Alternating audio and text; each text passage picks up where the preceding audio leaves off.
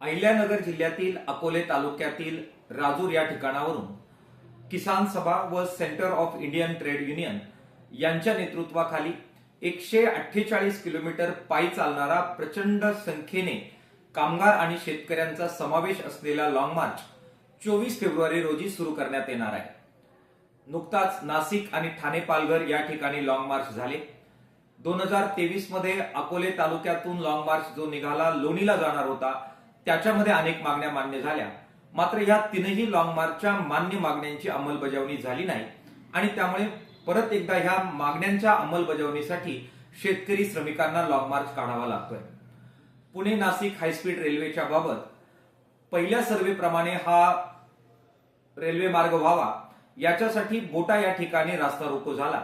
त्याच्यामध्ये मुख्यमंत्र्यांबरोबर तुमची भेट घडून आणून त्याच्यावर मार्ग काढू असं आश्वासन पालकमंत्री राधाकृष्ण विखे पाटील यांनी दिलं होतं, त्याची अंमलबजावणी झालेली नाहीये।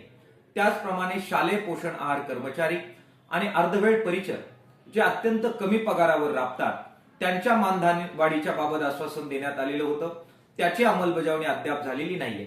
अंगणवाडीचे कर्मचारी, ग्रामपंचायत कर्मचारी, डेटा ऑपरेटर, बांधकाम कामगार, अनेक या प्रकारचे असंघटित कामगार यांच्या मागण्या प्रलंबित आहेत। या सर्वांना घेऊन तसेच आदिवासी भागातील शेतकऱ्यांना पिण्याचं आणि सिंचनाचं पाणी मिळावं, त्यांच्या वर्ग 2 च्या जमिनी वर्ग 1 कराव्यात, ज्या घरांमध्ये ते राहतात त्यांच्या तळजमिनी त्यांच्या नावे कराव्यात, अशा अनेक मागण्यांसाठी हा लॉंग मार्च काढण्यात येतोय।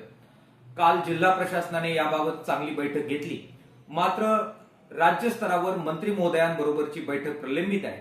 ती बैठक जोपर्यंत होत नाही आणि मागण्यांबाबत अंमलबजावणीबाबत ठोस आश्वासन दिलं जात नाही तोपर्यंत आंदोलन मागे न घेण्याचा निर्णय किसान सभेने घेतलेला आहे, सीआयटीयूने घेतलेला आहे। 24 फेब्रुवारीला हजारोच्या संख्येने हा लॉंग मार्च निघतोय। राज्य सरकारने याकडे लक्ष देऊन मागण्यांच्या अंमलबजावणीबाबत ठोस पावलं टाकावी असं आवाहन राज्य सरकारला आम्ही करतो आहोत।